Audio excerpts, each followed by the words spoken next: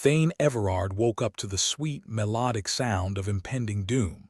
The ear-splitting shriek of proximity alarms filled the cramped cockpit of the rattletrap, named not for its durability but for the symphony of rattles it produced at the slightest nudge. He grimaced, slapping the console like it owed him money.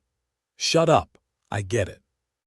We're about to be a permanent feature in the Cirrus 9 landscape." Cirrus 9 wasn't exactly the jewel of the galaxy, more like the uncut, unpolished lump that someone once thought might be interesting, then promptly forgot about. But like any forgotten place with a pulse, it had its share of mysteries and a planetary shield wall that was about as stable as a politician's promise. Thane maneuvered the rattletrap through the planet's atmosphere with the precision of a drunk weaving through traffic cones. "Come on, sweetheart," he muttered. "You can do this. Just don't start another fire." As if on cue, a burst of smoke erupted from the console. "Well, that's just great. Who needs oxygen anyway?" he coughed, waving a hand in front of his face and squinting through the haze. The landing was rough. Rough in the same way that trying to wrestle a pissed-off tiger might be considered a gentle pastime. But like all things Thane did, it was effective. "Ground control to Major Dumbass," he mumbled, flipping switches and muttering curses. The rattletrap groaned to a halt, parts of it still debating whether to stay attached or make a break for it. Stepping out onto Cirrus 9 was like stepping into a sauna that someone had left on too long. The air was thick and clingy, a moist handshake from a planet that didn't want to let go. He took a deep breath and immediately regretted it. "Smells like victory," he said, mostly to convince himself. The locals, a ragtag collection of the galaxy's finest misfits, greeted him with the enthusiasm of a crowd at a tax audit. Their leader, a grizzled woman named Vexley with a voice like gravel and a face to match, approached him. "Everard, you piece of cosmic trash, what are you doing back here?" Her tone was affectionate in the way one might describe a pet scorpion. "Vexley," Thane replied with a grin that was mostly teeth and sarcasm. "Missed you too." The pleasantries dispensed with, they got down to business. The planetary shield wall was, indeed, in a state of rapid decline. "It's been flickering like a dodgy light bulb," Vexley said, kicking a nearby terminal. "And about as reliable." Thane examined the readout, which was less a collection of useful data and more a compilation of flashing error messages. "Looks like someone tried to fix it with duct tape and a prayer. Or a wish and a bottle of cheap booze," Vexley snorted. "Either way, it's not holding." Thane ran a diagnostic, or at least what counted as one on the outdated tech they had access to. He frowned at the results. "This thing's got more holes in it than a politician's story." "Tell me something I don't know," Vexley replied, lighting a cigarette with the casual air of someone who'd long since given up on living a long, healthy life. Thane sighed, watching the smoke trail upward. "We need to patch this up, or we're all going to be breathing vacuum real soon." "Been there, done that," Vexley replied. "Still got the t-shirt somewhere, though it's got a few singe marks." The shield wall wasn't the only thing acting up. The planet's data network was having its own identity crisis, spitting out anomalies like an overcaffeinated fortune teller. "And what's with your network?" "Last I checked, it was less of a web and more of a cat's cradle. It's been acting up ever since we hitched up to that new satellite," Vexley admitted, rubbing the back of her neck. "Some days it's fine, others it's like it's been possessed by a particularly obtuse ghost." Thane stared at the screen, fascinated by the chaos. "Well, ain't that just perfect? We've got a shield that's about as effective as a wet paper towel and a network that's more confused than a drunken philosopher. Welcome back to Cirrus 9, Vexley said with a dry smile, "where every day is a new disaster." Thane chuckled, though it was more of a resigned sound than anything else. "Remind me why I came back here again." "Because you're an idiot with a hero complex," Vexley replied without missing a beat. "And we've got a mess only you are dumb enough to help with." He gave her a mock salute. "Well, let's get to it then. I'd hate to break character."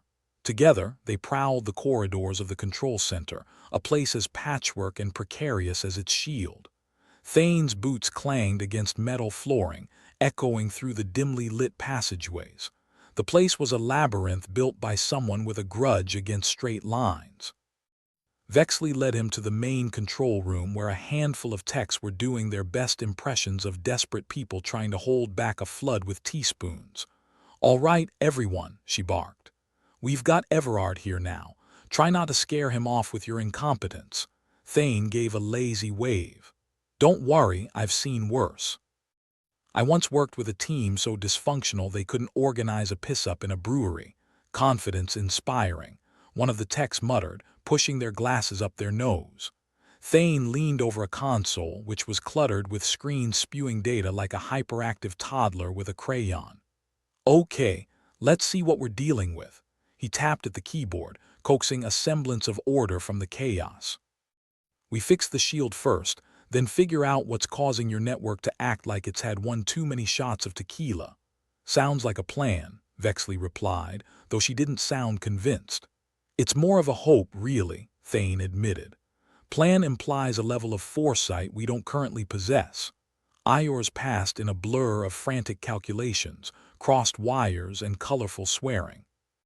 The shield system was a relic, held together by luck and the sheer stubbornness of those who maintained it. "Whoever designed this should be slapped with a hard drive," Thane grumbled. "Oh, they were," Vexley assured him. "Repeatedly. Finally, after what felt like a lifetime but was probably more like a couple of days, they had something resembling progress." "Right," Thane said, wiping sweat from his brow. "We've patched enough that it should hold, for now." The techs watched the screens anxiously, as if expecting the system to explode in a shower of sparks just to spite them. "It's holding," one said incredulously. "Of course it is," Thane replied with mock arrogance. "I'm a bloody genius." "Not the word I'd use," Vexley retorted, but there was a hint of gratitude in her voice. "And now for part 2 of our circus act," Thane continued, turning his attention to the data network. "Let's see what's got this thing so twisted it couldn't find its ass with both hands and a map." Vexley snorted. "Good luck with that." Thane dove into the code, following lines of logic that seemed to loop back on themselves like a particularly narky snake. "Well, here's your problem," he muttered, pointing at the screen. "What am I looking at?" Vexley asked, peering over his shoulder. "A mess of interference patterns," Thane explained. "Something's broadcasting on our frequency and making it all go haywire." "Probably some idiot with a homemade transmitter," Vexley guessed. "This planet's got no shortage of those." Thane grinned, feeling a spark of excitement. "Or," he said, "it's something much more interesting." The room fell silent, everyone catching the implication. If there was something more to this interference, it could mean trouble, big trouble. Vexley narrowed her eyes. "What are you suggesting, Everard?" He shrugged. "That we might have stumbled into something bigger than a broken shield and a dodgy network." "You mean a whole heap of cosmic shit," Vexley summarized eloquently. Thane nodded, his expression serious for once. "Exactly, and I think it's about time we figured out who's stirring the pot." As the implications sank in, the room buzzed with a new energy, a mix of dread and anticipation. This was no longer just about surviving the next storm. It was about uncovering a mystery that could change everything. "So, where do we start?" Vexley asked, her voice low but determined. Thane looked at the data streaming across the screens, a chaotic dance of numbers and signals. "We start by finding the source," he said, a wry smile playing on his lips, "and hope it doesn't bite us in the ass on the way there." As they set to work, the dark humor of their situation wasn't lost on Thane. Here they were, a bunch of misfits on a forgotten planet, trying to patch together a shield wall and unravel a mystery that might just be bigger than any of them. It was grim, it was serious, but damned if it wasn't the most fun he'd had in years. "So, we're chasing phantoms now?" Vexley asked, her voice as dry as the desert outside the shield wall, or what was left of it. She leaned against a console, lighting another cigarette with the studied nonchalance of someone who'd long since accepted their inevitable demise. "Phantoms, maybe. But if they are real, they'll be the kind that bite," Thane replied, his eyes still glued to the screen. He was untangling the mess of signals that seemed determined to give them both migraines and existential crises. "If this was a deliberate act, who do you think's behind it?" Vexley asked, smoke trailing from her lips like a lazy snake. "Who knows? The Rigelian government, a bunch of disaffected tech heads, or maybe just some cosmic prankster with too much time on their hands," Thane grinned, though it didn't quite reach his eyes. "Not like we're short of people who'd love to see Cirrus 9 turn into a floating scrap heap. Well, if it's a prank, the punchline's gonna suck." Vexley tapped some ash onto the floor, indifferent to the mess. "So how do we track him?" "We start by tracing these interference patterns. They've got a signature, like a bad cologne that lingers longer than you'd like." "Yeah, I know a few people like that," Vexley muttered. "Don't we all?" Thane agreed, inputting commands with the precision of someone who'd been doing this far too long. "If we're lucky, we can isolate the source. And if we're not, then we'll probably explode," Thane said simply, flashing a smile that was all teeth and no warmth. "Charming," Vexley deadpanned. "Guess I'd better cancel that vacation." Hours ticked by with the steady rhythm of a funeral march. Thane and Vexley sifted through data, occasionally interrupted by a tech with more questions than answers. The interference was slippery, like trying to catch smoke with a butterfly net, but they were getting closer. "Here we go," Thane said finally, pointing to a cluster of numbers that seemed to have a mind of their own. "This is it. It's coming from somewhere underground." Vexley raised an eyebrow. "Underground?" "Seriously?" "Yeah," Thane replied, rubbing his eyes. "Which means we're either dealing with people who really like their privacy or moles with an unhealthy interest in shield tech. Knowing our luck, probably both." Vexley nodded, flicking her cigarette butt to the floor and crushing it under her boot. "Guess we're going spelunking. Better grab your hard hat." Thane shut down the console with a sense of finality. The mystery was beginning to unravel, and he wasn't sure if he liked what he was seeing. They gathered a small team, the kind of people who understood the delicate balance between desperation and stupidity. With Vexley leading the way, they descended into the bowels of Cirrus 9, the corridors becoming narrower and more claustrophobic with each step. The underground was a tangle of tunnels and half-forgotten chambers, the kind of place that whispered of secrets best left buried. The air was stale, tinged with the scent of old machinery and neglect. "Feels like I'm in a tomb," one of the techs muttered, their voice echoing eerily. "Well, if things go south, it might be," Thane quipped, though there was a truth to his words that no one cared to acknowledge. They reached a section of corridor marked with hastily scrawled warnings and caution tape that looked more decorative than functional. Beyond it lay a rusted door, its surface pocked and scarred from age and who knew what else.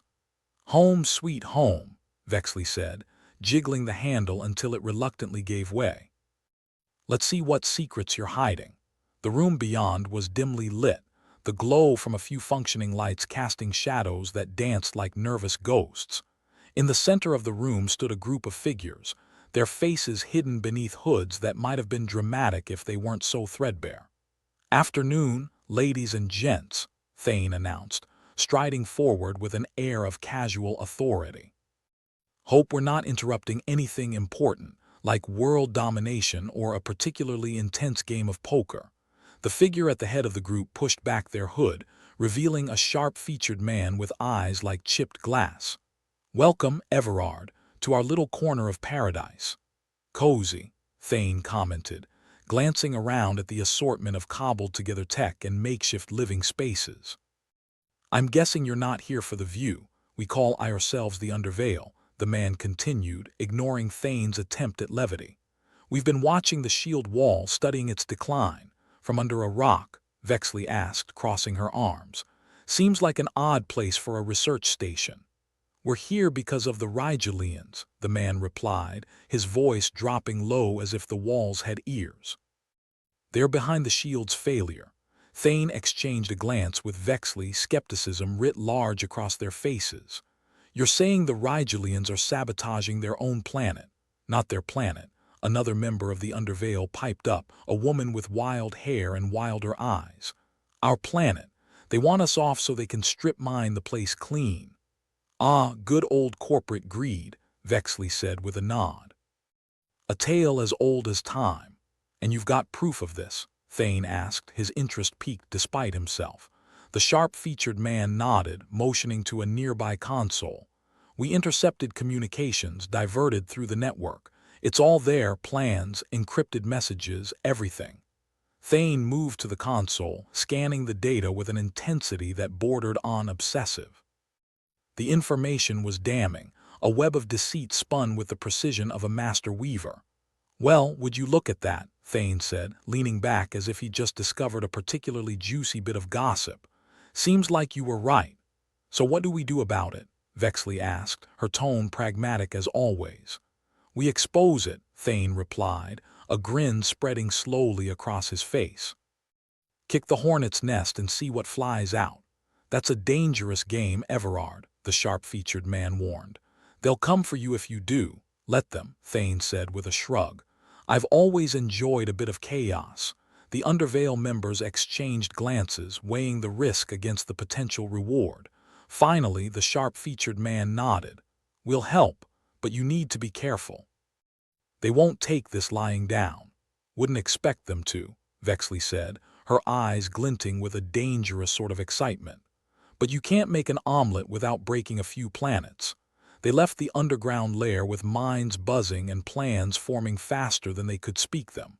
The stakes had risen, the game had changed, and it was time to see just how far the rabbit hole went. Back at the control center, Thane and Vexley gathered their team for a debrief. The air was thick with tension, the kind that came before a storm. All right, folks, Thane began, pacing in front of the eager faces. We've stumbled onto something big, and it's going to take all of us to see it through. How big are we talking? One of the techs asked, voice tinged with apprehension. Big enough that if we screw it up, we might end up as target practice, Vexley replied, her tone making it clear that failure wasn't an option. So no pressure then, Thane added, grinning like a man who thrived on danger. We've got the proof, and it's time to shove it right up the Rigelians' noses. We need to be smart about this, Vexley cautioned. We can't just waltz in waving evidence and hope they'll pack up and leave. No, but we can leak it to the right people, Thane explained. Create enough noise that they can't ignore it. And what if they try to silence you? A technician asked, worry lines etched deep into their brow. Then they'll learn that Thane Everard isn't so easy to shut up, he replied, his confidence contagious. Besides, I've always wanted to be famous. With the plan set, they went to work, piecing together the data, crafting a narrative that would be impossible to dismiss. As they toiled, the tension in the room was almost palpable, a living thing that fed on their nerves and doubts. Hours turned into days, the passage of time marked only by the dimming and brightening of the lights. They worked tirelessly, driven by a determination born from desperation and a stubborn refusal to back down. Finally, as the clock ticked toward an uncertain future, they had what they needed. The data was compiled, the story ready to be told. Now comes the fun part, Thane said, stretching his arms above his head. We release this and stir the pot, and hope we don't get scalded in the process, Vexley added, though there was a spark in her eyes that spoke of excitement rather than fear. They stood together, a ragtag bunch of misfits and rebels, united by a common cause and a shared sense of impending doom. Here goes nothing, Thane said, his finger hovering over the button that would set their plan in motion. Or everything, Vexley replied, watching him with a mix of admiration and exasperation. You know, it's nice having you back, Everard, if only for the entertainment. Thane chuckled, the sound low and rich with anticipation. Glad to be here, Vexley. Let's give him hell. And with that he pressed the button, setting off a chain of events that would ripple across the galaxy, igniting a firestorm that none of them could have predicted. It was bold, reckless, and probably suicidal, but damned if it wasn't the most alive any of them had felt in years. Thane always figured life had a way of making you pay for past misdeeds, and given how things were going, he was sure his bill was overdue. As he sat glued to his screen, he couldn't shake the feeling of being watched. Paranoia, the gift that keeps on giving, was now his constant companion. The data from the Underveil was out there, stirring up trouble like a bar brawl on half-price whiskey night. "Ever feel like there's a bullseye painted on your back?" he muttered, fingers flying across the keys. Vexley smirked, her dry voice following like a shadow.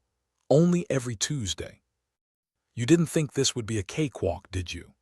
"No, but I was hoping for a little more cake and a little less walk," Thane replied, glancing at the screen where encrypted messages buzzed like angry hornets. He knew they were onto something big, but he didn't expect to be haunted by digital ghosts. The data had a penchant for showing him things that weren't there, a side effect of pulling too many all-nighters, or perhaps just the universe's idea of a practical joke. Circuitous patterns, random strings, twisting into images and figures that vanished as soon as he blinked. "Seeing things?" Vexley asked, leaning over his shoulder. Her breath smelled faintly of nicotine and rebellion. "Only my hopes and dreams," Thane said. "And a couple of creepy faces. No big deal. Something tells me this is far from over," Vexley said, her eyes narrowing as she peered at his screen. "If this is the universe's idea of fun, I'm not laughing." Thane rubbed his eyes, trying to dispel the hallucinations that seemed more persistent than a Rigelian debt collector. The sensation of being watched clawed at him, relentless. He glanced around the room, noting the worn faces of his team as tired as his own. Even so, they pressed on, fueled by a mix of caffeine, adrenaline, and sheer bloody-mindedness. "Keep your eyes peeled," Thane advised, though he wasn't sure what they were supposed to be looking for. "If anything feels off, it probably is." "Like trusting a Rigelian with your savings," Vexley quipped, lighting up another cigarette. "But I get it.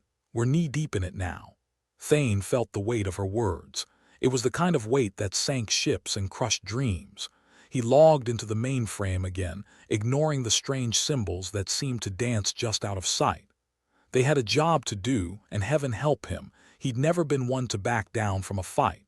An alert popped up, a red banner at the top of the screen that screamed urgency.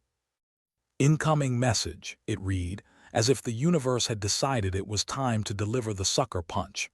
"What now?" Thane groaned, clicking it open. The screen flickered and the message filled the space. And there they were, figures cloaked in shadow, their features obscured by hoods. Great, more creeps trying to give him nightmares. "Greetings, Thane Everard," said one, the voice distorted and hollow, like it was echoing from the other side of a particularly vindictive grave. "We've been watching you." "Join the club," Thane snorted, glancing at Vexley. "Membership's free, but the perks suck." The figure continued, unperturbed by his sarcasm. "What you've uncovered is dangerous. The Rigelians have eyes everywhere, and they don't take kindly to interlopers." "I'm not an interloper," Thane replied. "I'm more of a meddler. There's a difference." "They'll come for you," the figure warned, voice dropping to a conspiratorial whisper that was probably meant to be dramatic. "And they won't stop until they've silenced you. Silence like a library at midnight, or silence like never seen again," Vexley interjected, her tone equal parts blasé and challenging. "More the latter," the figure admitted, their image glitching like a bad hologram. "You must tread carefully." "Thanks for the pep talk," Thane said, already growing weary of these vague threats. "But we've got work to do." With a curt nod, the message ended, leaving the screen blissfully blank. Thane leaned back, running a hand through his hair. "Well, that was cheerful. Honestly, did they think we didn't know?" Vexley said. "I'd be disappointed if the Rigelians weren't gunning for us by now." Thane couldn't help but laugh. "Yeah, if they weren't, I'd start to worry we weren't as important as we thought." As they continued their work, the sense of being hunted settled over them like an unpleasant fog. They'd stirred the pot, and now it was only a matter of time before the Rigelians came knocking, likely with battering rams and bad tempers. He turned his attention back to the task at hand, fighting against the virtual hallucinations that continued to plague him. The shadows on the screen seemed to pulse, shifting into forms that were just on the edge of familiarity. Faces, eyes, mouths, all gone in the blink of an eye.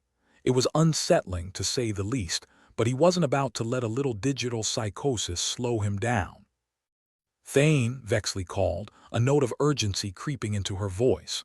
"We've got company." He looked up to see the monitors showing movement in the corridors outside, figures moving with a purpose that made his skin crawl. Thane's stomach dropped into his boots. The Rigelians weren't wasting any time. "Time to go," he decided, standing up so quickly his chair toppled over with a clatter. "Everyone move."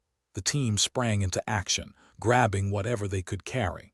There was no time for hesitation. Hesitation got you killed. They made their way through the labyrinthine corridors, the sound of their footsteps drowned out by the pounding of blood in Thane's ears. He was acutely aware of every shadow, every corner that could hide an enemy. A grim kind of focus settled over him, sharpening his senses, heightening his awareness. Ahead the escape route loomed, their destination, a small docking bay where the rattletrap awaited.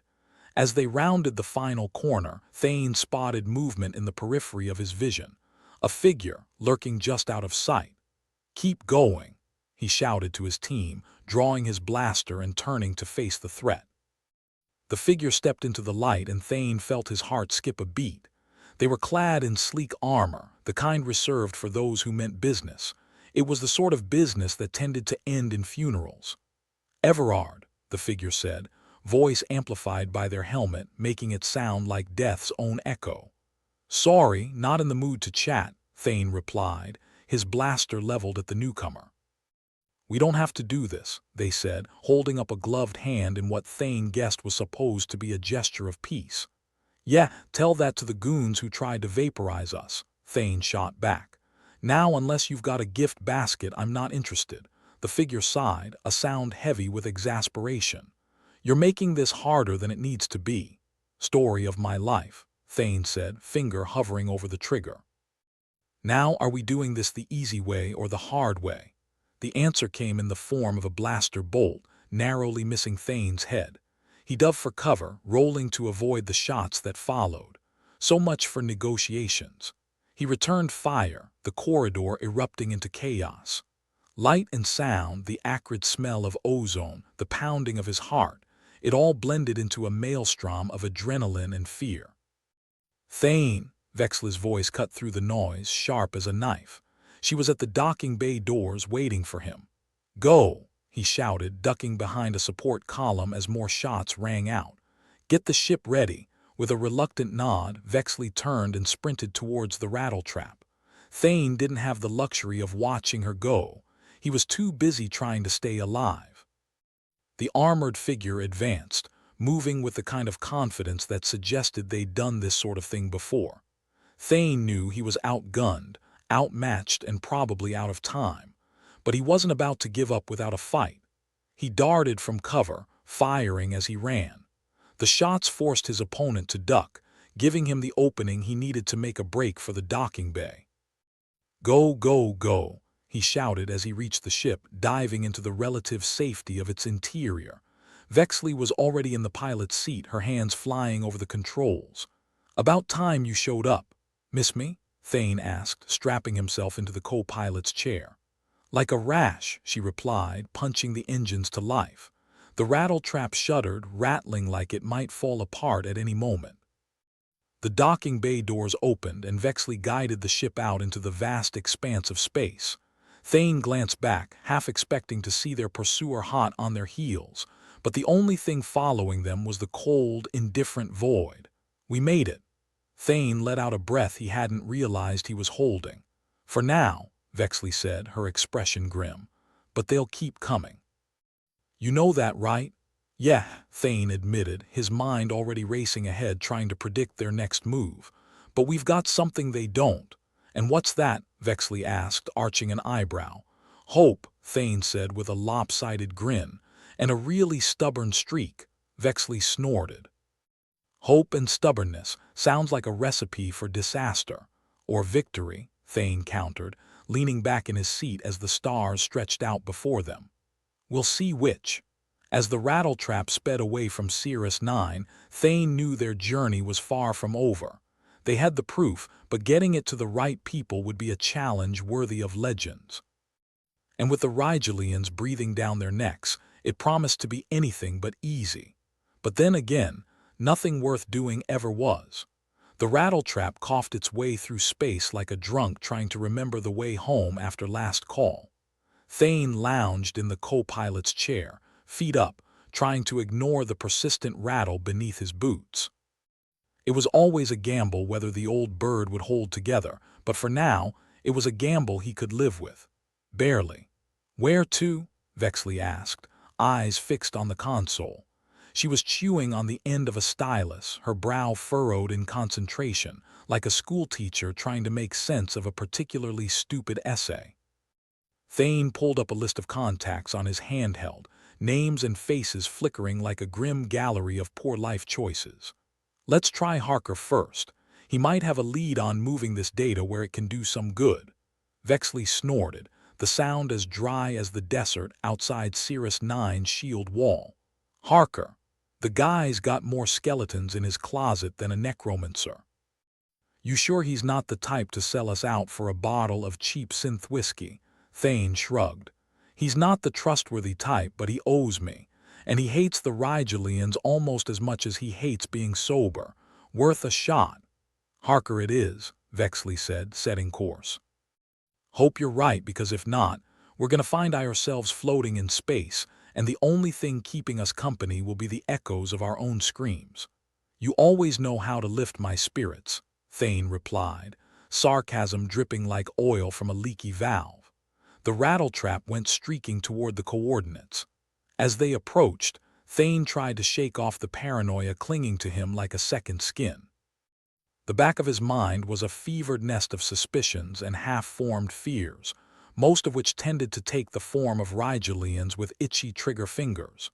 They docked at a seedy outpost, one of those places that seemed to be held together by rust and broken dreams. The kind of spot where a man could lose his wallet, his dignity, and maybe a kidney if he wasn't careful. Harker's place was a dive within a dive, a bar with patrons who had probably seen better days if they'd ever had them at all. Thane and Vexley stepped inside, the smell of stale beer and desperation practically tangible. Harker was at the back, hunched over a table, peering at them with eyes like two piss holes in the snow. "Thane," Harker said, grinning with the kind of warmth typically reserved for con men and politicians. "You're a sight for sore eyes, or sore anything, really." Thane took a seat, Vexley standing guard like a particularly sarcastic gargoyle. "Harker, we need your help. Got something big. Rigelian big." Harker laughed, a sound like gravel in a blender.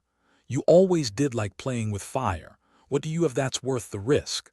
"Data from the Underveil," Thane replied, glancing around to ensure no one was eavesdropping. "Something the Rigelians don't want getting out. Need safe passage to someone who can use it against them." Harker leaned back, his grin fading. "You're serious, aren't you?" "As a heart attack," Thane confirmed. Harker rubbed his chin, suddenly looking a lot more sober. "I'd love to help truly, but I can't, not this time." Thane's stomach dropped. "Why not?" "Still owe me for getting you out of that mess on Karthus." "Things have changed," Harker said, voice low. "Rigelians have got their hooks in deep. People are disappearing, Thane. Good people, bad people, doesn't matter. You cross them, you vanish." Thane felt his temper flare. "So what, you're just gonna roll over for them? Let them keep doing whatever they want." "I'm saying I can't afford to help you," Harker replied, eyes flicking nervously to the bar's entrance. "They've got tech now, stuff that keeps people alive in a way you wouldn't believe, or maybe you would given everything you've seen." "Virtual immortality," Vexley said, finally chiming in. "That's what they're using to keep people under control, isn't it?" Harker nodded, shoulders slumping. "They digitize people, store their consciousness. If you step out of line, they erase you, but they keep the rest, use it to make others fall in line." Thane processed this, the implications vast and horrifying. "That's insane." "That's Rigelians for you," Harker said, offering a helpless shrug. "They've got everyone too scared to fart without asking permission first." "Well, thanks for nothing," Thane said, standing up, his voice dripping with bitterness. "Hope you enjoy your non-existence when they decide you're not useful anymore."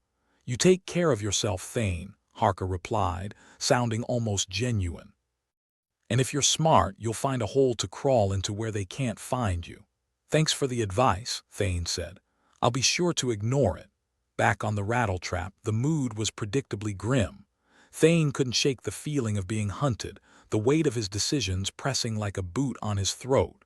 But what choice did he have? Rolling over wasn't in his nature, and he wasn't about to start now. So what's the plan? Vexley asked, strapping herself into the pilot's seat, her tone flat as a prairie. We keep trying, Thane said, though the words felt hollow even to him. Contact everyone we can think of. Someone's got to be willing to stick their neck out. Vexley nodded, though her expression was far from hopeful. All right, next, Luca, Thane said after a moment. He's a tech wizard. If anyone can get this data to the right place, it's him.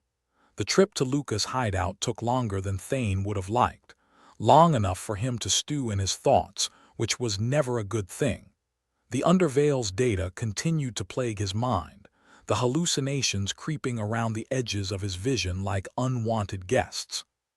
Faces, expressions, flickers of movement, none of it real, but enough to make him question his own sanity.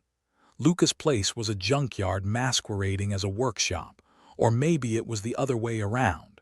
Either way, it was the sort of place where you were just as likely to find a working hyperdrive as you were to trip over a pile of rusted-out exosuits. Luca, Thane called, stepping over a tangle of cables. You in here? A head popped up from behind a stack of disassembled blasters, grinning at them with a kind of manic glee.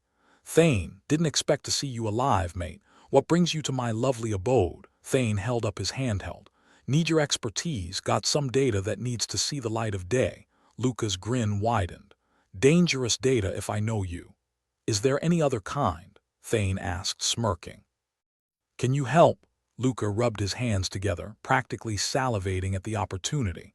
Of course. Give me a peek and I'll see what I can do. Vexley handed over the device, and Luca plugged it into a terminal that looked like it had been cobbled together from spare parts and wishful thinking.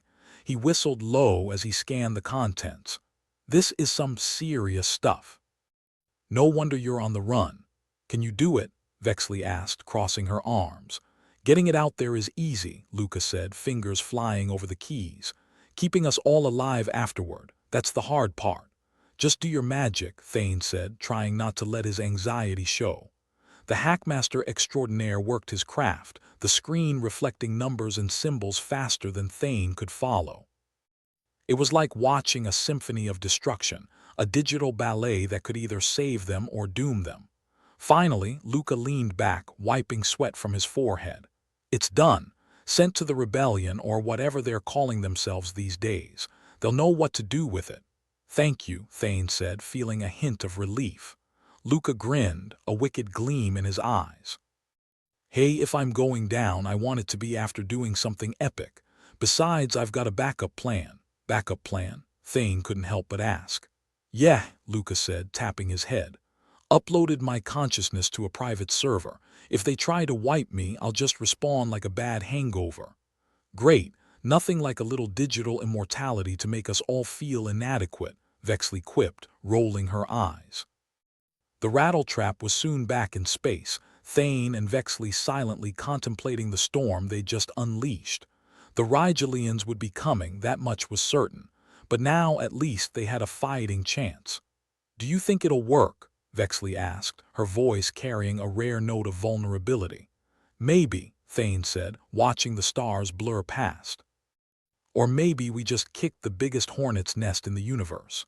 Well, if we're going out, we might as well go out with a bang, Vexley replied, a grim smile pulling at her lips. Thane chuckled, low and dark. That's the spirit. Let's just make sure it's their bang, not ours. As the vast expanse of space swallowed their tiny ship, Thane couldn't help but reflect on the choice they'd made. It was reckless, it was dangerous, and it was perhaps their only shot at making a difference. The Rigelians would come, with their virtual immortality and their iron grip on the galaxy. But maybe, just maybe, this time they'd bitten off more than they could chew. And if not, well, at least it would be one hell of a last stand. If paranoia was an art form, Thane Everard was a goddamned Picasso. He couldn't help it, though. It seemed like the universe had it out for him, and recent events were doing little to dissuade that notion. The rattletrap hummed its familiar out-of-tune melody, a symphony of creaks and groans only appreciated by those who had no other choice. And the hits just keep on coming, Thane muttered as he eyed the console. The interference patterns were back, and they danced across the screen like a bad case of space herpes. Itchy, irritating, and nigh impossible to get rid of. What now? Vexley asked, sounding as enthused as a cat at a dog show. She hadn't taken her eyes off the viewing panel, probably hoping to spot trouble before it spotted them. Oh, just the usual.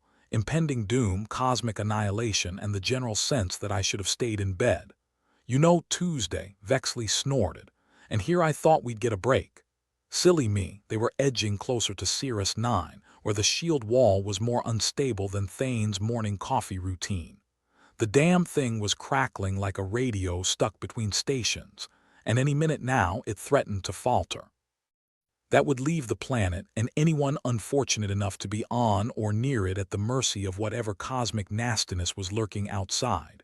We've got about as much chance as a snowball on Mercury, Thane said, tapping a few buttons with a resigned flair. Don't sell us short. We're not even that lucky, Vexley replied, her voice a cocktail of cynicism and wry humor. That invisible noose around Thane's neck tightened a little more, squeezing out whatever breath of hope he had left. His mind, already a kaleidoscope of anxious thoughts, added a new layer of dread. The kind that came from knowing the Rigelians were still out there, keeping tabs on them, pulling strings like a puppet master with a god complex. Got any ideas on how to unfuck this situation? Vexley asked, not even looking at him. Yeah, a magic wand and 3 wishes might do it, Thane quipped, though the bitterness behind his words was anything but amusing. Short of that, I'm open to suggestions. Think Harker's warning was legit. Vexley shifted in her seat, the leather creaking like a haunted house door. About the Rigelians. Probably, Thane sighed, rubbing his temples. Virtual immortality, digitized minds. It sounds like bullshit, but it's the Rigelians. They are more science fiction than reality, and that's saying something given our line of work. Vexley raised an eyebrow. And you're not worried they've got their claws in you already? Oh, I'm worried, all right. But worrying is like sitting in a rocking chair. Gives you something to do, but gets you nowhere. The outside edge of Cirrus 9 came into view, a desert wasteland that seemed to stretch on forever. Sand dunes rose like dragon's teeth, sharp and unyielding, and the oppressive heat shimmered in the distance. It was just another hellhole on the cosmic bingo card they called life. Let's see if Lucas' handiwork gets any traction, Vexley said, throwing the rattletrap into autopilot mode. Or if we're just playing Russian roulette with a semi-automatic. Good news is, we've got more bullets than brains, so odds are in our favor, Thane muttered, his laugh humorless. They waited, time crawling by like a drunk snail on sedatives. Every second felt like an eternity, and Thane's nerves were shot to hell and back. He tried to shake off the creeping sensation of eyes on him, alien and cold, the kind that made him feel like a bug under a magnifying glass. Got anything on the underveil? Vexley asked, her fingers drumming a restless beat on the console. Nothing new. Just the same old nightmare factory, Thane replied, pulling up the overlays. The data was still a swirling mass of confusion, a Rorschach test for the terminally paranoid. Great. We're flying blind into a black hole, Vexley said. How are you holding up? About as well as a chocolate teapot in a supernova, Thane admitted. Feels like my brain's on fire half the time, and the hallucinations aren't exactly helping. Vexley turned towards him, her expression softening slightly. It's the data. It's messing with your head. You know that, right? Yeah, I know. Doesn't make it any easier, though. Feels like I'm 2 steps away from a padded cell. Join the club, Vexley offered, her smile more of a grimace. What do you see? Faces. Mostly. People I've never met, places I've never been. Sometimes I wonder if they are real, he cut himself off, a shiver running down his spine. If they're what? if they are people the Rigelians have digitized. Trapped in some twisted simulation trying to reach out, silence stretched between them, heavy and tense. Vexley eventually broke it with a snort. "And I thought my therapist had it bad. Tell me about it," Thane said, forcing a chuckle. "I think I've surpassed therapy and landed somewhere between exorcism and full-on lobotomy." The thought lingered, siring whatever meager levity they'd found. Rigelians, their virtual immortality, their control, it all felt too big, too insurmountable. And yet they were in the thick of it, like it or not. The console beeped, startling them both. Vexley leaned forward, frowning at the display. "Incoming transmission. From who?" Thane asked, though he was already bracing for the worst. "Looks like a friend of a friend," Vexley said, her tone suggesting neither party was particularly friendly. She toggled the switch, allowing the transmission to crackle through the speakers. "Thane Everard," a voice said, smooth as a scalpel. "You're a hard man to get in touch with. Depends who's asking," Thane replied, keeping his voice steady. "And what they want? They're calling me," Whisper, the voice continued, ignoring the question entirely. "Of course they are," Vexley muttered, rolling her eyes. "I work with the Resistance," Whisper said, the words carrying more weight than a black hole. "We got your message." Thane felt a flicker of hope. And we're interested. The data you sent, it's a game changer." "If it's real." "Oh, it's real all right," Thane assured, his paranoia poking at the edges of his mind. "What do you need from us?" "A meeting." "Face to face," Whisper said, as if it were the simplest thing in the galaxy. Thane exchanged a look with Vexley, who'd gone rigid. "And where would this meeting take place?" "There's an old mining colony on the dark side of Cirrus 9, Whisper replied. "Coordinates incoming." "But be warned, the Rigelians have eyes everywhere." "Wouldn't be a party without them," Thane said, trying to mask the anxiety gnawing at his gut. "We'll be there." "Good." "And Thane, if this is a trap, I'll make sure you won't live long enough to regret it." "Join the queue," Thane replied dryly, cutting the transmission with a sharp jab. He turned to Vexley, who was already plotting their new course. "Think it's legit?" Vexley asked, her fingers moving with precision. "About as legit as a 3-credit coin," Thane said. "But we've got no choice." They set their course for the dark side of Cirrus 9, where the sun's light couldn't reach and shadows reigned supreme. The mining colony was a relic long since abandoned, a ghost town where echoes of industry lingered like spirits of the damned. It was the perfect place for a meeting, or an ambush. The rattletrap landed with a metallic thud, the kind that rattled teeth and made Thane's nerves jangle like wind chimes in a hurricane. The place was as desolate as they'd expected, the buildings slumped against each other like drunks after a long night out. "Looks cozy," Vexley said, strapping on her sidearm. "Cozy in a we're definitely gonna die here kind of way," Thane replied, doing the same. "Let's find our new friends." They made their way through the colony, their footsteps echoing down the empty corridors. Every creak, every rustle had Thane's heart racing, his instincts screaming at him to run, hide, survive. They reached what used to be the central hub, a cavernous space now filled with dust and regret. And Whisper. "Thane," Whisper said, stepping out of the shadows with all the stealth of a ghost. The figure was slight, cloaked and hooded, their features hidden beneath layers of fabric and mystery. "Whisper?" Thane replied, his hand poised near his weapon. "I hope you're a lot friendlier than you look." "That depends," Whisper said, crossing their arms. "You've brought the data." Thane pulled out the handheld, holding it up like an offering. "This is it. Everything you need to turn the tables on the Rigelians." Whisper took it, examining the device with the kind of scrutiny usually reserved for forgeries and fine art. "We'll have to verify its authenticity, of course." "Of course," Thane echoed, watching them closely. "But if it's real, then we've got a fighting chance," Whisper said, slipping the handheld into their cloak. "And you've got allies. Allies that'll keep us out of Rigelian reach?" Vexley asked, not bothering to hide her skepticism. "Or at least make them think twice before acting," Whisper replied.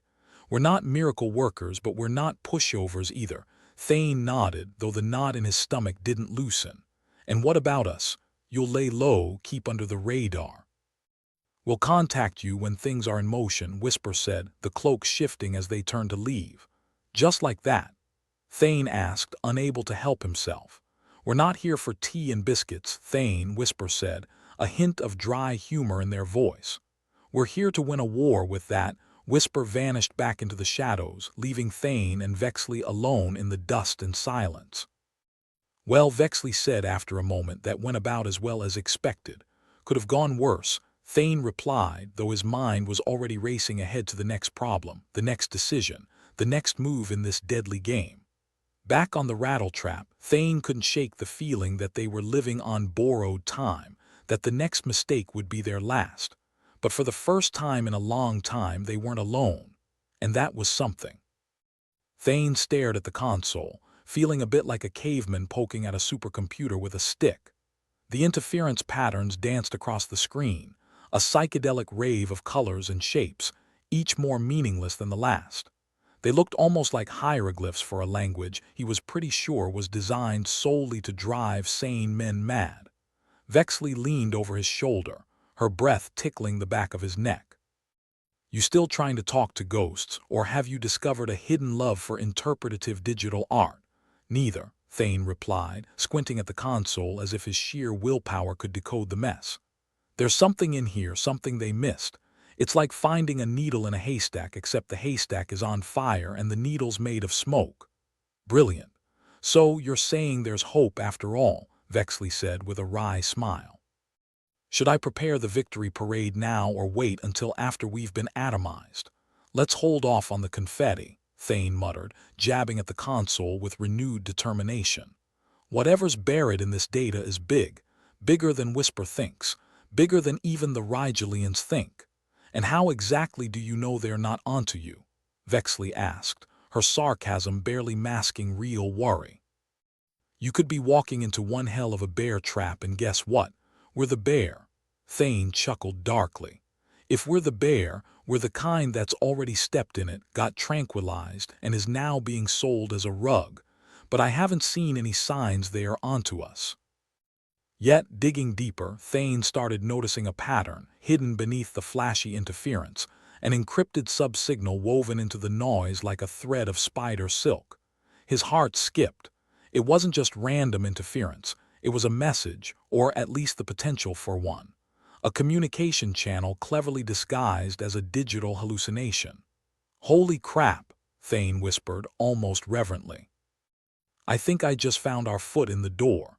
Care to elaborate, or are you planning on keeping all the good news to yourself? Vexley prodded. This whole time, the Rigelians have been using the interference to mask a communication net, Thane explained, excitement creeping into his voice despite himself. But they messed up. They didn't account for anyone watching closely enough to spot it. I can use it to send a message undetected. Vexley's eyes widened, suddenly alive with possibilities. And let me guess, you're thinking of blowing the lid off their whole operation. Exactly. I want to hijack Cirrus 9's broadcast system. Expose the Rigelians and their dirty laundry to the universe. Everyone loves a scandal, Thane said, a grin spreading across his face. You're insane, Vexley said, though there was a hint of admiration in her voice. I mean ballsy but insane. Hey, insane is just a word people use for brilliant when they don't understand it, Thane quipped. Vexley crossed her arms, raising an eyebrow. You got a plan for getting us access to the planetary broadcast? Or are we hoping they leave the backdoor key under the cosmic doormat? Remember Harker? Thane asked, pulling out his handheld to check his list of contacts. I think it's time we cashed in a favor. Harker, huh? I hope you enjoy dealing with weasels because that man's got more slime than a station-side sushi bar, Vexley said, but she was already helping Thane set the comms. Thane shrugged. Everyone's got their uses. Even weasels. He found Harker's contact and initiated the call. The screen flickered and Harker's face appeared, looking as greasy as Thane remembered. Thane, long time no see, Harker greeted, eyes darting about like a cornered rat. You must need something, considering you're calling me. Perceptive as ever, Harker, Thane said dryly. I need access to the Cirrus 9 broadcast system. Think you can make that happen? Harker's smile was the kind you'd find on a shark. "That's a tall order. What's in it for me? Remember that little incident on Titan's moon, the one I helped you out of?" Thane asked, his tone heavy with implication. Harker swallowed, his bravado slipping for a moment. All right. I can get you in, but it won't be easy. The Rigelians have systems in place all over. I'm counting on it," Thane replied. "If you can pull this off, we'll consider your slate clean." "Deal," Harker said, his face lighting up with the light of a man temporarily escaping doom. "I'll send the access codes as soon as I can." As the transmission ended, Vexley gave him a skeptical look. "You really think he'll come through?" "He'd better," Thane said, running a hand through his hair. "Otherwise, we're going to be broadcasting from the afterlife." Time passed with an agonizing slowness, each minute ticking by with the weight of impending doom. But soon enough, a message pinged on Thane's handheld, codes and a location included. Harker had come through, albeit likely with greasy hands and crossed fingers. "Ready to poke the bear?" Vexley asked as they guided the rattletrap towards the designated location. "Born ready," Thane replied, though his stomach churned with a healthy mix of fear and thrill. "Let's give these Rigelians a show they'll never forget." The access point was nestled in an old satellite relay station, a relic from when Sirius 9 had grand dreams of being a hub for interstellar communications. Those dreams had died, much like the station itself, but the equipment was surprisingly functional, probably thanks to the Rigelians' unholy fingers in every pie. Thane and Vexley made their way through the derelict corridors, the air filled with the smell of dust and rust, the ghosts of ambition past. The central control room was a mess of wires and outdated tech, but it would do. "All right, let's see how much trouble we can cause," Thane said, sitting down at the main console, his fingers flying over the keyboard. Vexley kept watch, her eyes scanning the shadows for any sign of unwanted company. "You know, I always dreamed of starring in my own suicide mission. Thanks for making that a reality." "Hey, what are friends for?" Thane replied, his focus entirely on the task at hand. The codes worked like a charm, and soon enough, Thane had full access to Sirius 9's broadcast system.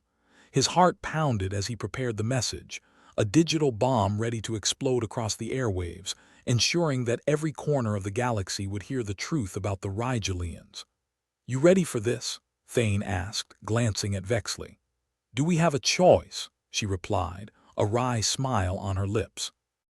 With a deep breath, Thane hit the final key, setting the message loose. It was a simple truth, ugly and raw, revealing the Rigelians' manipulation, their digital puppeteering of entire worlds. It was an open invitation for those who had the means to stand up and fight back. The screen lit up, showing the message being broadcasted, the signals bouncing from satellite to satellite, a rebellion of ones and zeros. If this didn't shake the Rigelians' cage, nothing would. Just as quickly, alarms blared. The Rigelians had noticed, their digital watchdogs barking into life. Thane's heart raced, every instinct screaming at him to run, to hide, to survive. "We need to get out of here," Vexley said, already edging towards the door. Thane nodded, shutting down the console and following her out, their footsteps pounding against the metal floors as they raced back to the rattletrap.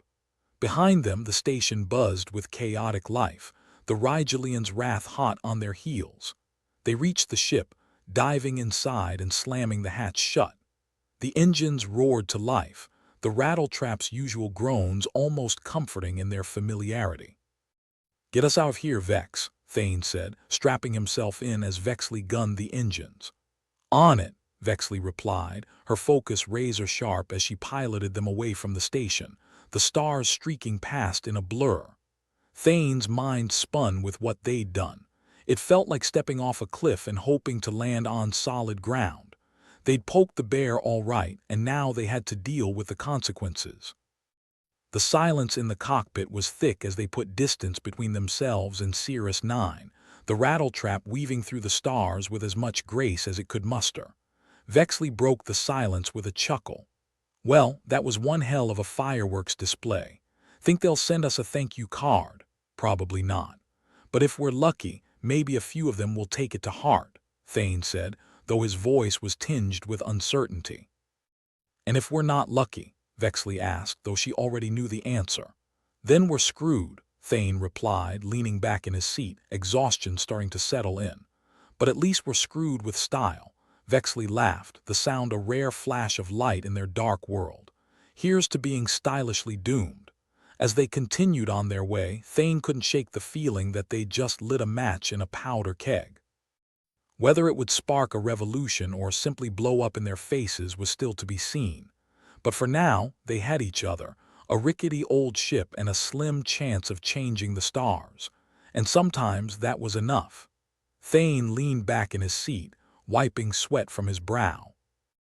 It wasn't just the heat in the rattletrap, though that was enough to make a sunbather regret their life choices. It was the adrenaline hangover from having just told the Rigelians to go shove it. That, and the fact that they'd just poked a hornet's nest the size of a small moon. "Think anyone'll believe our little cosmic exposé?" Vexley asked, her hands still deftly working the controls as they maneuvered through the asteroid field surrounding Cirrus 9.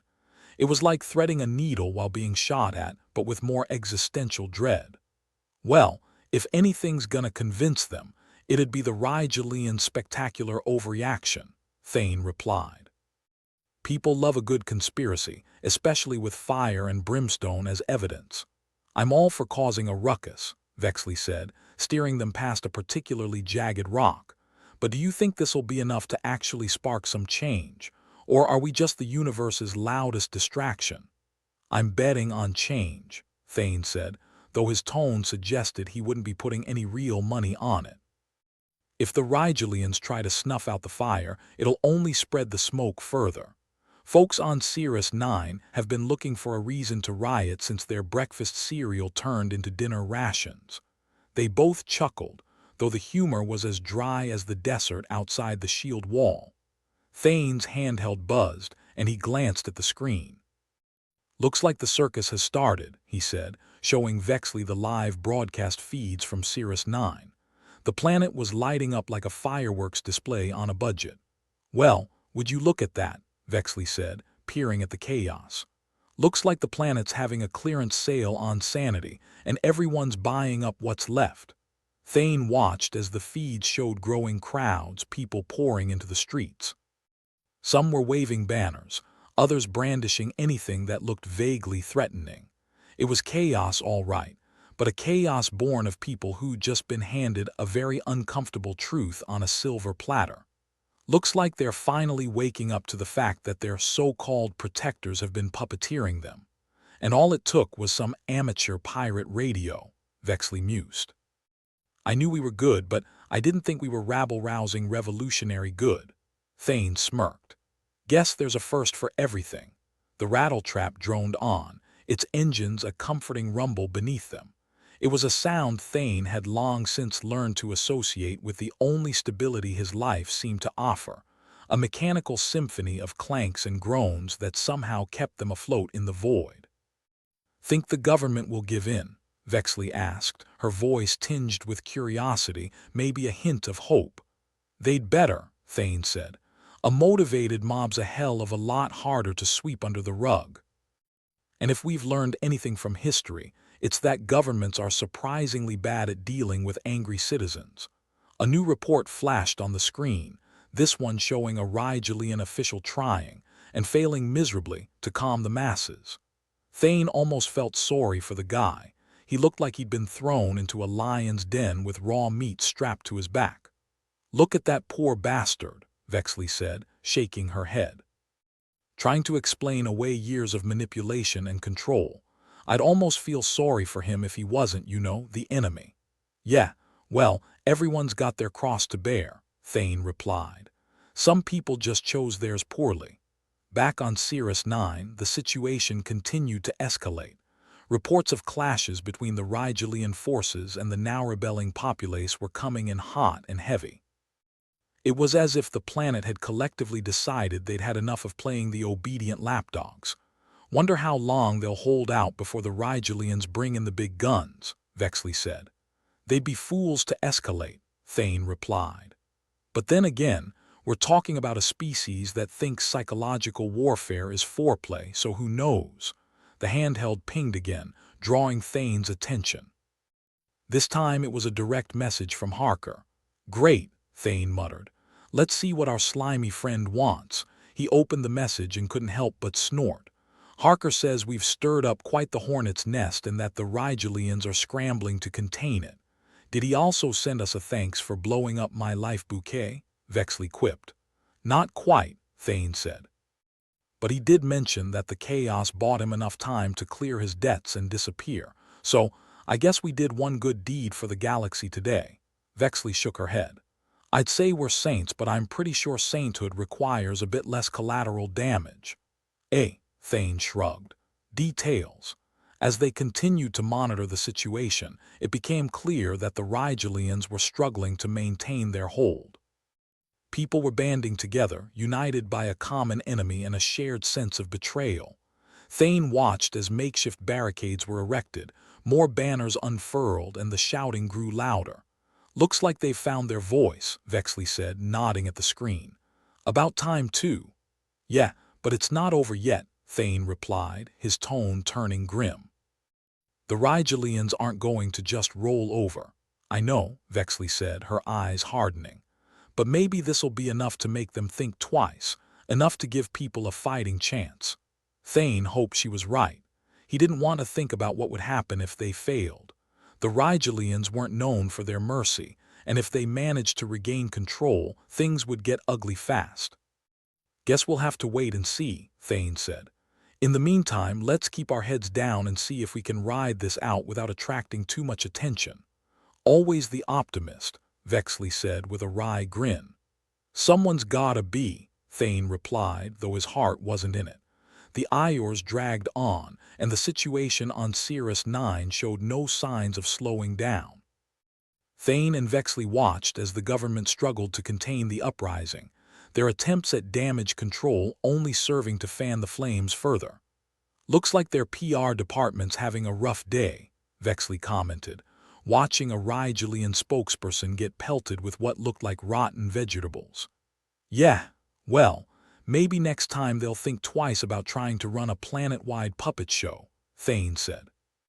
"People tend to get a bit testy when they find out they are the marionettes." The handheld buzzed again, and Thane glanced at the message. This time, it was a report from one of the resistance leaders on the ground, someone who'd managed to slip through the Rigelian net. "Looks like they're making progress," Thane said, showing Vexley the message. "They've managed to hold onto several key locations, and more people are joining the cause every Ior." "Good," Vexley said, her voice filled with determination. "Maybe they'll actually pull this off." "Let's hope so," Thane replied, though he couldn't shake the feeling that they were still sitting on a powder keg, the fuse slowly burning down. As the day wore on, the scales began to tip. The Rigelians were losing ground, their forces stretched thin trying to quell the unrest.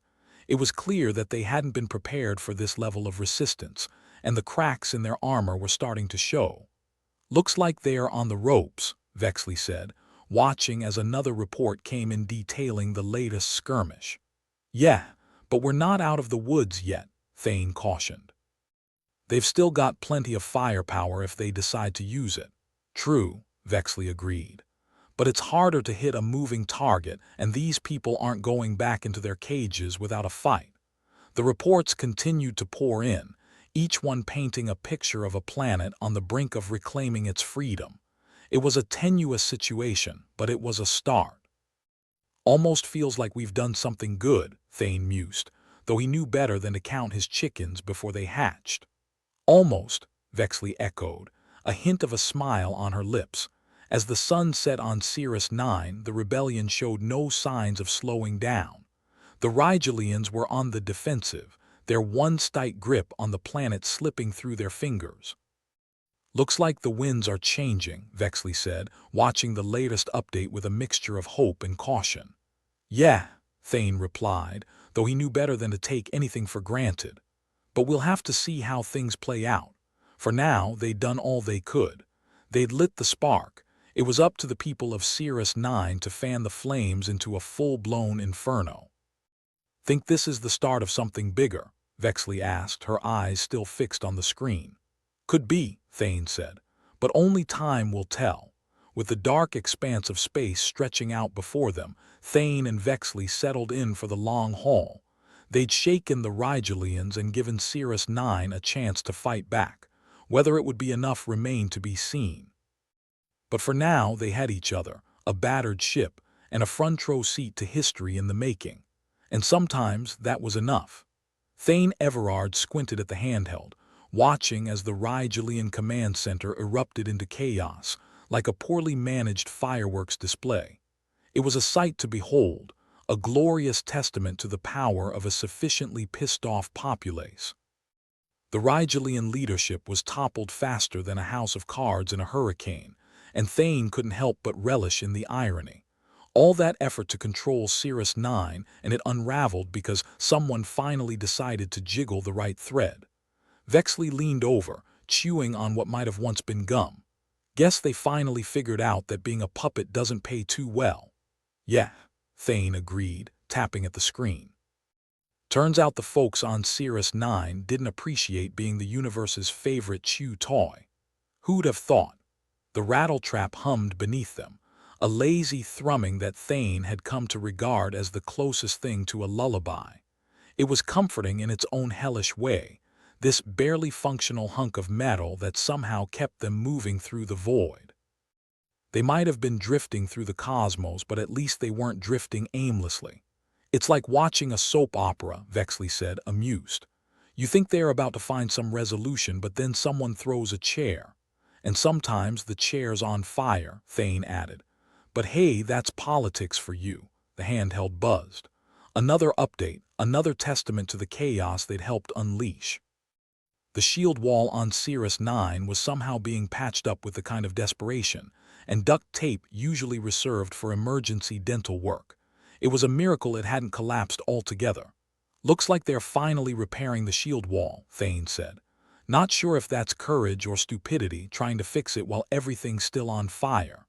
Bit of both, Vexley mused, her eyes scanning the report. But I guess when you're waist-deep in shit, you might as well start shoveling. True, Thane replied. And it's not like they have much of a choice. The Rigelians will be back, one way or another, and they'll be real grouchy when they realize their playthings have grown spines.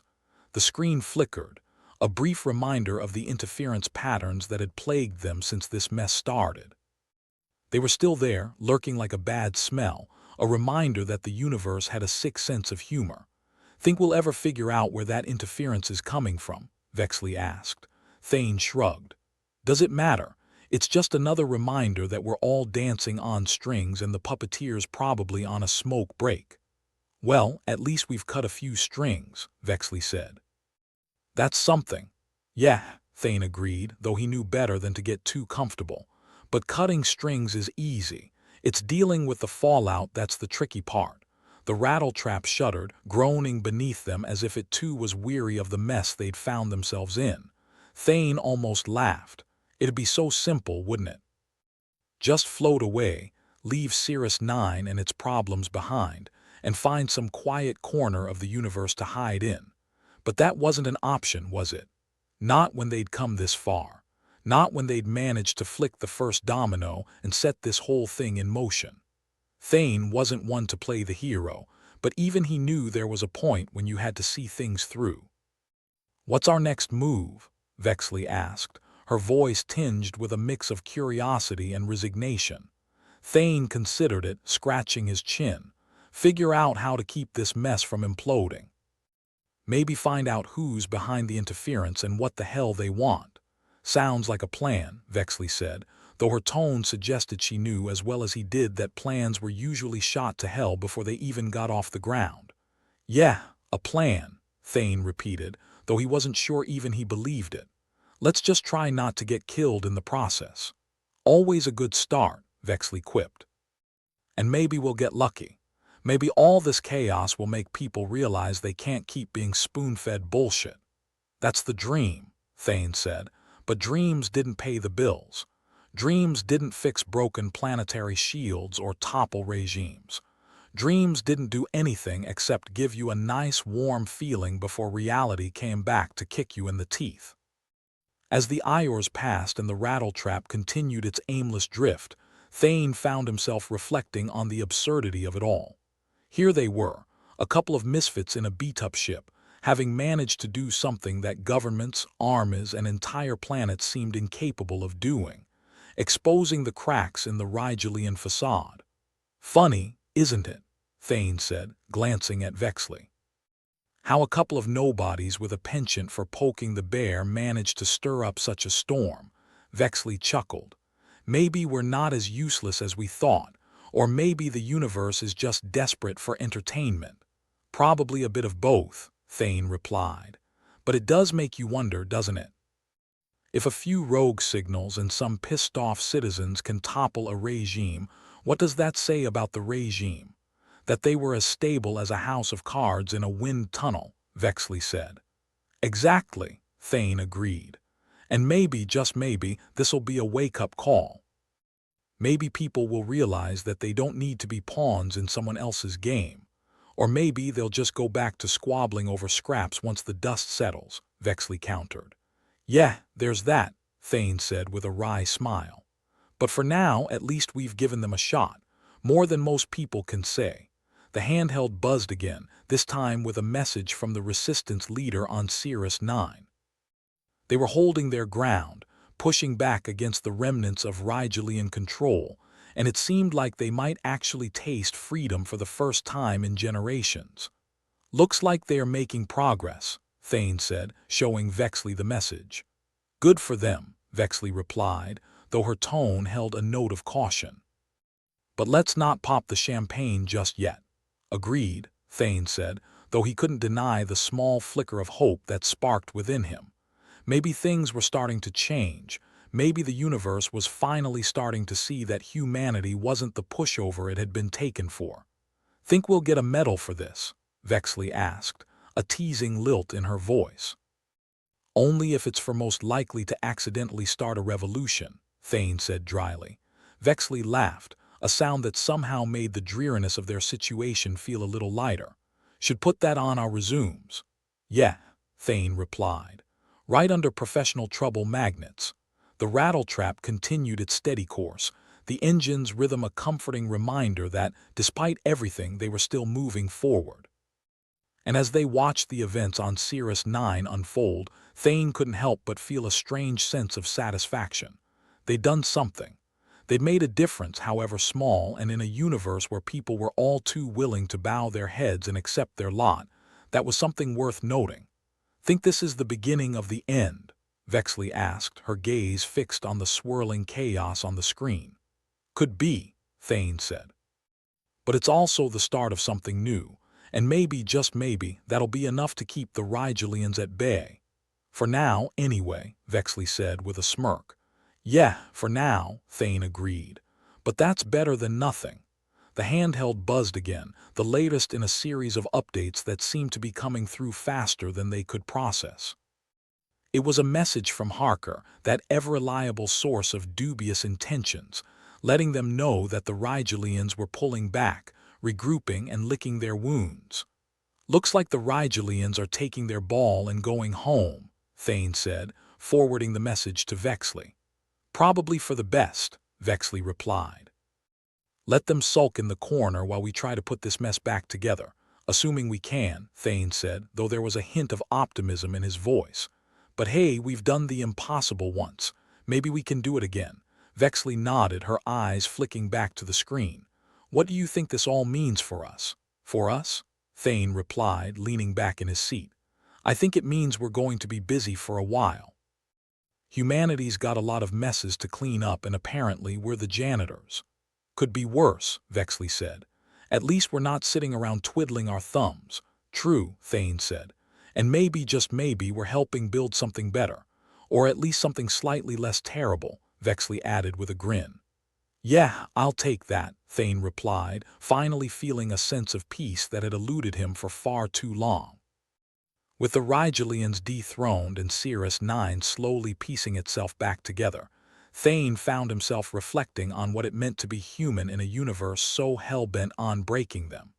It wasn't about being the strongest, or the smartest, or even the most cunning. It was about being the most stubborn, the most willing to dig in your heels and refuse to be moved. It was about adapting, surviving, and when the opportunity presented itself, taking that battered, worn-out deck of cards they'd been dealt and making something better. As the rattle-trap carried them forward, Thane knew they still had a long way to go. There were still battles to be fought, still truths to uncover, and still a universe that needed reminding why you never, ever counted humanity out. But for now, they had a front row seat to history, and that was more than enough.